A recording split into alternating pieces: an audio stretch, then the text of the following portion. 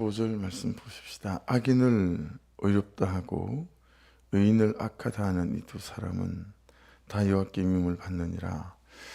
여러분, 왜 이 사람은 누구나 다 아는 그 사람이 다 악한 사람인 줄 다 알고 있는 그 사람을 의롭다고 할까요? 왜 동네 사람 모두가 그 사람은 의인이라고, 누구나 다 아는 의인을 악하다고 말할까요? 왜 그럴까요? 자기 사랑, 또 자기 기준 때문에 그래요. 네. 이 사람은 악하고 의롭고 관계없어요. 자기한테 잘해주면 의인이고요, 자기한테 못해주면 악인인 거죠. 그런데 모든 사람이 다 의인이라고 하는 사람이 왜 자기에게 잘 못해줄까라고 하는 거죠. 그러니까 자기의 삶, 자기의 태도에 문제가 있다는 걸 전혀 모르는 거죠. 그냥 잘했으면 의인이고, 자기를 책망하고 그리고 자기를 잘못했다 말하면 그냥 악인인 거예요. 아무리 악해도 자기에게 잘해주고 자기에게 이익이 되는 사람은 세상 모든 사람이 악하다고 해도 자기에는 그냥 의인이 되는 거고요. 세상 모든 사람이 의인이라고 해도 자기를 안 사랑해주고 자기를 인정해주지 않고 그러면 그보다 더 악한 사람이 없다라고 이 사람은 생각하는 거죠. 그러니까 여러분, 말씀의 거울이 아니라 자기 기준이라는 거울을 가지고 있기 때문이다. 한번 잘 생각해 보시면 좋을 것 같아요. 우리 각자 가지고 있는 자기 기준 있죠. 그렇죠? 자기 견해. 여러분, 현장에서, 좀 새성전에서 일하고 있는 목수분들, 타일 하시는 분들, 전기하시는 분들, 설비하시는 분들, 금속 파이프 같은 것들로 막 강단을 짤 때 밑에 하부 구조 짜고, 유화실 같은 거 다 금속으로 다 틀을 잡은 다음에 일단 나무를 합판으로 올리거든요. 그런 분들, 여러분, 어떤 직종을 초월해서 모든 직종에서 다 쓰고 있는 게 있더라고요. 똑같이 모두가 쓰는 자격 공고가 있어요. 근데 이 자격 공고를 만일 한 파트에서 다른 기준을 가지고 써버리잖아요. 그럼 작업 공정에 다 흐트러지는 게 있어요. 그게 뭐냐면 수평입니다. 수평은 여러 종류가 있어요. 이렇게 스틱으로 나무처럼 생긴 이런 이제 수평도 있어요. 기울기를 보는 거죠. 근데 요즘은 레이저 수평을 엄청 많이 써요. 저도 레이저 수평을 갖고 있거든요. 이 한가운데다가 레이저 수평을 하나를 딱 띄우면 그냥 모든 수평, 세로, 가로 다 볼 수 있는, 요즘은 자석으로 된 것도 많아가지고요, 금속 같은 게 있으면 그냥 탁탁 붙여 쓰기도 하고, 별의별 수평이 다 있더라고요. 모든 사람이 수평을 써요. 타일하는 사람, 목수하는 사람, 전기 파트도 찬넬 걸면서 수평이 맞는지 안 맞는지 다 수평을 쓰더라고요. 여러분, 목수가 사용하는 수평의 기준이 같고, 타일 하는 분들이 사용하는 또 수평의 기준이 같고요, 금속이 사용하는 모든 사람들의 수평의 기준이 동일해요. 그러니 일이 연결이 돼요. 이 사람이 해놓은 딱 그대로 그 다음 공정에 맡아서 해도 이 사람의 수평과 그 다음 공정의 수평이 같으니까 일이 흐트러지지가 않아요. 그대로 일이 연결되어지고 성전이, 집이 만들어져 가더라라고 하는 거죠. 근데 예수님을 믿는데도 말씀이라고 하는 수평과 기준을 쓰지 않는 사람이 너무 많은 것 같지 않으세요? 여러분은 어떠세요? 우리가 자녀들이 괴로운 이유가 뭐죠? 예수 안 믿는 남편이 괴로운 이유가 뭐죠? 내가 쓰는 수평 기준하고 남편이 쓰는 수평 기준이 다르죠. 우리는 말씀이 근거예요. 그죠? 그게 근거에서 그 수평과 기준을 맞춰서 우리는 말하는 것과 내 선택과 내 결정이 나뉘어져요. 근데 믿지 않는 사람들, 믿지 않는 자녀와 남편들은 우리가 들고 있는 수평과 기준이 정 다르잖아요. 그러니까 너무 힘에 부치고 삶이 힘이 드는 거예요. 그럼 여러분, 대부분의 사람들은 말씀이라는 수평과 기준을 쓰지 않는 사람들은 어떤 수평과 기준을 쓸까요? 여러분 잘 한번 살펴보시면 있잖아요. 자기 상처가 만들어낸 수평과 기준을 써요. 자기 상처가 있어요. 그것이 사람을 대하는 기준이고 삶을 대하는 수평이에요. 자기 현실이 만들어낸 수평과 기준을 쓰고 있는 분들도 있어요. 말씀이 뭐라고 말씀하시든 아무 상관없어요. 그냥 내 현실이 내 기준이에요. 내 현실이 내 수평이에요. 그러니까 현실에 따라 하고 하지 않음을 다 결정해요. 예배 드리는 거, 또 주님께 내 삶을 드리거나 시간과 재정을 드리는 거나 11조를 드리는 거나 말씀이 말씀하는 기준은 아무 관계 없어요. 내 현실이 내 수평이고 내 기준이에요. 내 성품과 내 라이프 스타일, 이게 자기 수평과 자기 기준을 만들어내더라라고 하는 거죠. 해서 모든 사람이 다 사용하는 말씀이라는 기준, 말씀이라는 수평을 가지고 당신의 삶의 수평이나 말하는 수평이 태도의 수평이 맞지 않아요. 고쳐야 해요. 버려야 해요. 이제 이렇게 되어서야 되는데 말씀이라는 기준, 수평을 가지고요. 그렇게 말씀의 수평과 기준을 가지고 이제 말을 하게 되면 너무 기분 나빠한다는 거예요. 자기 수평이 옳다라고 생각하고 자기 기준이 옳다고 고집을 피우고 태도를 바꾸지 않는 거죠. 그리고 자기와 같은 또 다른 자기 기준과 수평을 들고 있는 사람들을 찾아다니는 경우가 허다히 많습니다. 그냥 말씀의 기준과 수평을 가지고 말하는 사람이 불편한 거예요. 나를 바꾸기 싫으니까. 그래서 자기 기준과 자기 수평을 가지고 있는 사람들을 찾아 나서요. 그리고 그런 사람들과 어울리게 되어지죠. 그렇게 되어지게 되면 여러분 자기 객관화가 안 돼요. 일생 자기를 못 봐요. 틀린 자기를 못 보죠. 그렇죠? 그러니까 들을 말을 들었습니다. 이런 거 안 되죠. 예배라는 말씀이라는 기준, 그러니까 예배는 있잖아요. 새벽도 마찬가지겠죠. 예배라고 하는 것은 이제 말씀이라고 하는 기준이 수평이 선포되는 자리 아니겠어요? 그럼 여러분 목장은 뭐겠어요? 그 선포된 말씀이라는 기준에 내 삶, 내 라이프 스타일, 내 말하는 스타일, 내 태도 이런 것들을 선포된 말씀에 비추어서 나를 들여다보는 시간이 목장이죠. 그리고 다른 사람들은 이 선포된 말씀에 비추어서 어떻게 말씀을 적용하고 사는지를 듣고 말씀에 비추어서 아 이게 저였구나 라고 깨달아지면 또 그런 제들을 나누고 그러면서 그 사람이 말하는 그 나눔을 통해서 뭐가 보이죠? 내 죄가 보이죠. 또 그 사람이 나누는 나눔을 통해서 내가 용기를 얻죠. 그리고 나도 도전해봐야겠다 라는 마음도 생기죠. 예배라는 시간과 큐티라는 시간을 통해서 말씀이 선포되면 그 기준이 선포되면 나를 들여다볼 수 있는 거울이 선포되면 여러분 이 목적이라는 공간 안에서 예배 안에서 그죠? 이렇게 이제 이 말씀을 내 삶으로 어떻게 가져와 내 사건을 해석하고 삶을 해석하며 나를 들여다볼 것인가 이제 이게 되어서야 된다라고 하는 거죠. 오른쪽으로 기울어져 있으면 어떻게 해요? 왼쪽으로 나를 좀 돌려야죠. 아래로 쳐져 있으면 어떻게 해야 되겠어요? 좀 보강하고 보양해서 나를 위로 좀 끌어올리기도 하고요. 그런데 자기 불편하고 자기 기분 나쁘면 아무리 옳은 수평과 기준이라도 그 수평과 기준에 자기를, 자기의 삶을, 자기의 기준을 또도 고쳐 맞추려고 하지 않더라 라고 하는 거예요. 그러니 여러분 우리 서로가 10년, 20년, 30년 말씀을 따라가고 예수를 믿는 줄 알고 있는데 그 사람은 말씀의 기준에 비춰서 달라지지 않는 모습을 보면서 어떻게 되어지죠? 이 복음이 아무것도 아닌 거예요. 그러니 여러분 누구에게 복음을 전할 수 있겠어요? 그가 와도 별일 일어나지 않을 텐데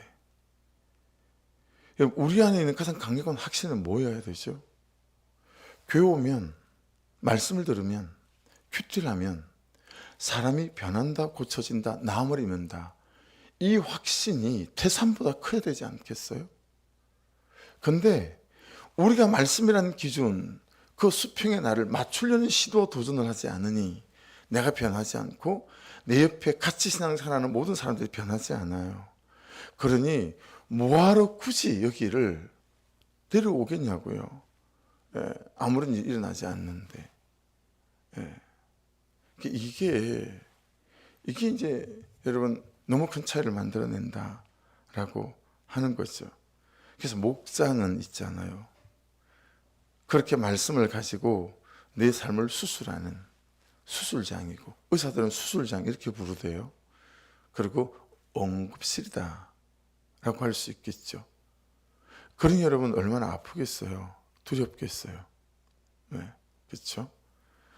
여러분 위 내시경 대장검사 한다고 마취할 때도 여러분 두려운 마음들이 든다는 분들이 많더라고요. 이렇게 눈 감았다 못 뜨면 어떡하지? 근데 또 간혹 그런 일이 있기도 하잖아요. 그렇죠? 그러니까 여러분 힘이 들고요. 그리고 아프지요.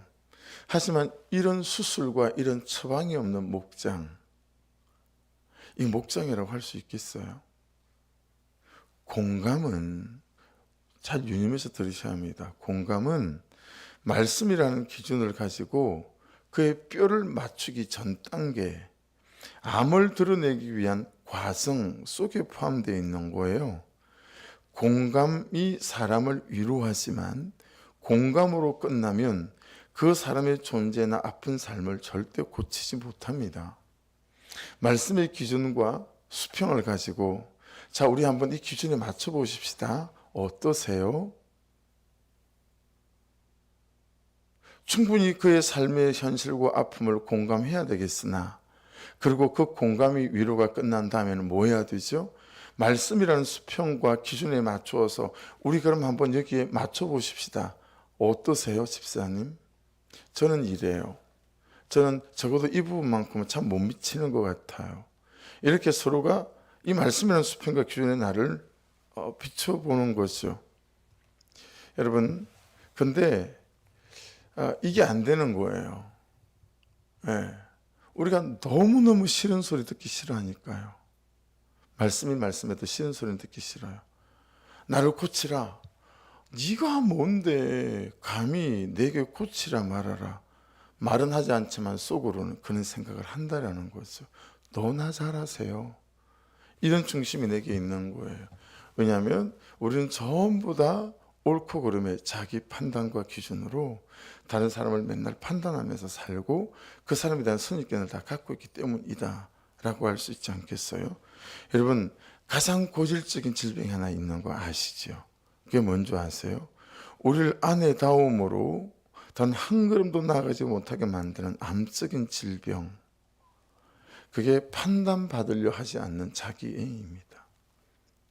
그러니까 말씀에게도 나를 판단받으려고 하지 않아요. 왜 말씀을 빌어서 나를 판단하려고 하냐라고 하는 거예요. 아니요. 말씀을 통해서 여러분, 내가 보는 객관적인 기준이, 다른 사람들이 보는 객관적인 기준이 있는 거 아니겠어요? 이 말씀에 비춰볼 때 이런 것 같아요. 그러니까 말씀을 통해서 나는 판단받기 싫어한다라고 하는 것은 우리는 우리 자신을 너무너무 사랑하는 것 같고요. 이 자기애로 똘똘 뭉쳐 있는 것 같습니다.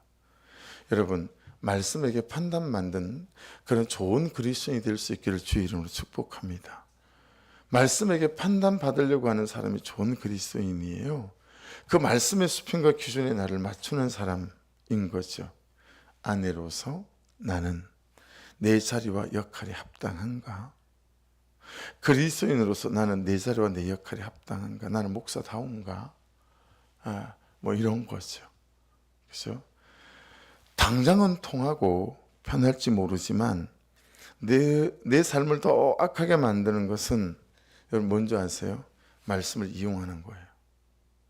말씀을 이용하는 건 아니고 말씀은 적용하는 거예요. 여러분, 말씀을 적용하기는 그리 싫어해서 말씀을 가지고 말씀함에도 불구하고 그렇게 판단받으려고 하지 않으면서 여러분 말씀을 이용하는 사람이 너무 많다는 거 아시죠? 어떤 게 이용하는 거고 어떤 게 적용하는 걸까요? 말씀을 가지고 나에게 비추는 것은 적용이에요. 근데 말씀을 가지고 다른 사람을 판단하는 것은 이용인 거죠.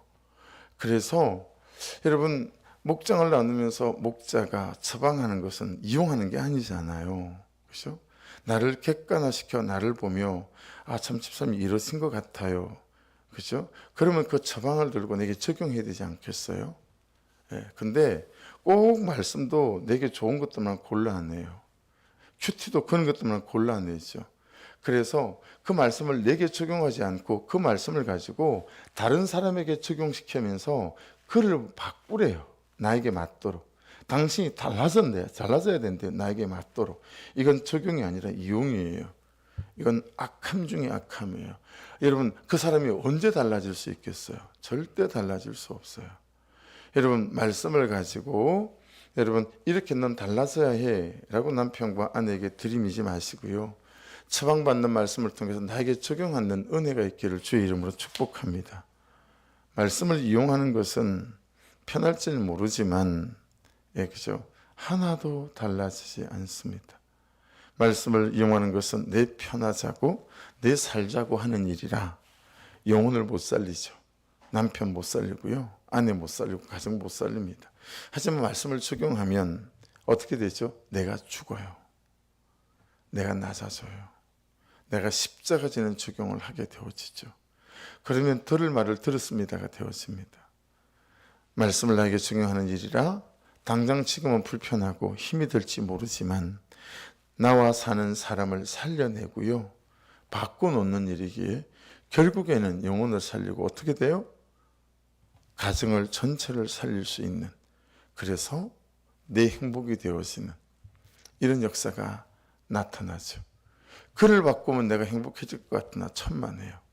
내가 변하지 않고 내가 십자가 지는 적용 없이 그가 바뀌는 일은 나타나지 않습니다. 여러분 내가 십자가 지는 적용을 통해서 내가 변화요. 그래서 변한 나로 여러분 그가 살아나 그 또한 변화되어지요. 진짜 행복한 삶이 되어지는 그런 가정으로 세워져가는 은혜가 저와 여러분의 것이 될 수 있기를 주의 이름으로 축복합니다. 그래서 오늘 말씀이 다 들어있는 그런 간혹 그런 묵상 간증이 있죠. 한 장 넘겨보실래요? 오늘 말씀이 밑에까지 다 들어있는, 저는 어려서부터 신앙생활을 했지만 말씀으로 제 삶을 비춰보지 못했습니다. 그러다 6개월 된 아들을 데리고 낯선 동네로 이사를 갔을 때입니다. 우연한 계기로, 이분은 남편이 없는 분일까요? 남편은 빼고 아들만 데리고 갔나? 우연한 계기로 참여하게 된 교회 소그룹 모임은 마치 쉼터와 같았습니다. 아기를 돌보느라 지쳐 있던 저에게 따뜻한 집밥과, 이게 무시 못하나 봐요. 여러분 목장이 가정에서 해야 됩니다. 원칙은 알고 계시고 교회에서 하셔야 합니다. 목장은 가정에서 해야 합니다. 육아 선배들의 조언과 격려는 큰 힘이 되었습니다. 그리고 설교 말씀과 큐티 말씀을 붙들고 치열하게 살아내며 고난을 해석하고 평강을 누리는 소그룹 지체들의 간증이 생명수처럼 느껴졌습니다. 이후 말씀과 지체들의 간증을 계속 들으니 제 삶도 말씀으로 해석되기 시작했습니다. 자 보세요. 어느 누구 한 사람이 자기 죄를 오픈하고 고백하고 말씀에 비추어서 자기 말씀이라는 수평과 기준을 자기에게 들이대고요. 그리고 이 말씀에 비추어서 나는 참 이런 것 같아요 라고 한 사람이 시작하면 그 묵상 간증을 듣는 사람들에게 여러분 자기 죄가 보이는 역사들이 나타나게 될 줄로 믿습니다. 한 사람이 필요합니다. 한 사람. 자기 죄를 보는 한 사람. 나는 이렇게 십자가 지는 적용을 하고 있어요 라고 말하는 그 한 사람. 이 말씀을 적용하는 한 사람, 말씀을 이용하는 사람 말고요. 간혹 제가 예전처럼 가식적인 나눔을 하면 지체들은 제 교양대에 가려진 민낯이 드러나도록 전곡을 찌르는 질문을 던졌습니다. 다소 무리하게 느껴지고 무리하게 느껴질 때 많죠. 그렇죠? 분노를 유발하는 상황 많죠. 있었습니다. 하지만 지체들의 그 속 깊고 예리한 질문 덕분에 아버지의 평안과 그로 인한 경제적 결핍으로 열등감에 빠져 마음 문을 높이고 감정을 차단한 채 사는 제 모습을 직면하게 됐답니다. 19절 말씀이죠. 또한 세상 욕심과 야망으로 마음이 굽고, 여기도 말씀이 있습니다. 근심이 쌓여 그동안 말씀이 들리지 않은 것을 인정하게 되었습니다. 아직도 저에겐 가식적인 면이 많이 남아 있습니다. 이게 뭐겠어요? 목장에 모이면 맨날 잘 되는 얘기만 해. 말씀의 기준과 수평에 비추어서 자기 허물과 자기 연약함과 가정의 이런저런 실패를 오픈하지 않는 거죠. 이게 가식적인 거예요. 그렇지만 이제는 그런 제 모습을 공동체에 솔직히 나누며 가고 있습니다. 또한 속으로 모임의 리더로서 말씀이 들리기 이전의 저처럼 자기 생각에 갇혀 현실을 탓하는 그 한 사람에게 조심스럽게 선을 넘어가고 있습니다.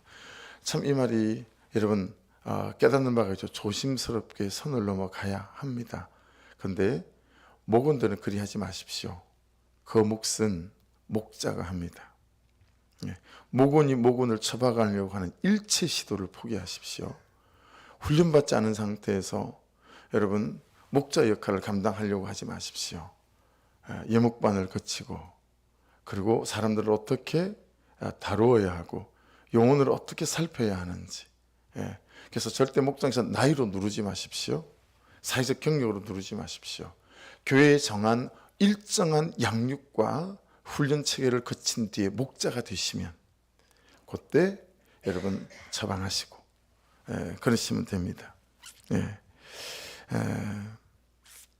특히 숨기고 싶은 아버지의 병원을 통해 우리 가정에 예수님이 오신 사건을 이야기하며 복음을 전하고 있습니다. 혼과 영과 및 관절과 골수를 찔러 쪼개기까지 하며 또 마음의 생각과 뜻을 판단하는 말씀으로 주님이 제게 찾아오셔서 변화가 일어났습니다. 이처럼 저의 친형제와 지체들에게도 주께서 찾아가 주실 것을 기대하고 기도합니다. 사명이 있는 인생을 살게 하신 하나님을 찬양합니다. 할렐루야. 그래서 여러분 오늘 말씀을 이렇게 요약되어져 있는 것 같아서 묵상간증을 읽었어요. 그래서 제가 다시 좀 저를 돌아보게 되는 것 같아요. 야, 내가 말씀으로 이 말씀이라는 수평 기준을 내게 들이대지 않고 그냥 뻔지름하게 그렇게 주의 말씀을 또 전하고 있지는 않을까. 왜 없겠어요, 그죠? 저도 잘 되는 부분이 있지만 잘 안 되는 부분이 있거든요. 여러분, 우리 모두가 말씀이라는 수평과 기준을 잘 받아들일 수 있기를 주의 이름으로 축복합니다.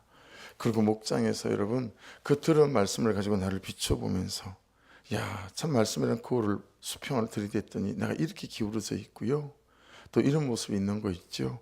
라고 자기를 정직하게 직면한 모습을 얘기하고 또 가정의 이런저런 부분들을 얘기하면서 같이 여러분 기도하고 울고 웃어가면서 말씀이 우리를 고치고 살리는 수술장, 그게 목장이 되어지시고 그러기 위해서 충분한 그를 돌아보는 공감, 그를 또 돌아보는 위로, 그죠? 그런 것들이 우리 공동체 안에 있어서 여러분 사람 살리는 목장, 영혼 살리는 목장. 그래서 그 한 사람 때문에 또한 그가 가정에 가서 그 말씀을 적응해 살아감으로 말미암아 가정 살리는 그런 목장들로 세워져 가는 놀라운 은혜가 있기를 주의 이름으로 축복합니다. 기도하겠습니다. 말씀 붙잡고 기도하시고 이 시간 기도할 때는 어머니들을 위해서 기도해 주십시오. 우리 어머니들 통풍도 있고요. 밤에 잠도 잘 못 주무시고요. 그냥 허리도 아프시고 무릎 관절, 손목 관절 아프시고 그리고 이전에 받았던 수술들의 후유증 때문에 또 조심해야 되는 분들도 있고 막 그렇습니다. 그래서 우리 어머니들 무엇보다도 하나님 사랑하는 마음과 또 교회를 사랑하는 마음과 영혼을 사랑하는 마음으로 충만해서 정말 아버지 중보기도자로 세워져 가는 은혜들이 있어서 하나님 육신의 건강과 영의 건강을 함께 잘 누려가는 우리 어머니들에게 해달라고 또 중보기도 부탁드립니다. 오늘은 몰탈이라 그래가지고 가보신 분들 막 그냥 아직 정돈이 안 돼 있어서 막 이렇게 된 데 있잖아요. 또 중앙 복도조를 이제 흙으로 돼 있던 그런 분들 그런 거 어렵게 다 평탄 작업하고 배수를 다 만들고 있어요. 여러 곳에 이제 그런 오늘 몰타를 쳐요. 그래서 막 레미콘 차가 와가지고 안전하게 잘 끝날 수 있도록. 그리고 오늘 음양 와서 또 음양 배선하거든요. 또 잘 또 되어지고, 타이로도 아직 다 끝이 안 났습니다. 오늘 또 올 것 같은데 기도 부탁합니다. 주여 한번 부르고 기도하십시다.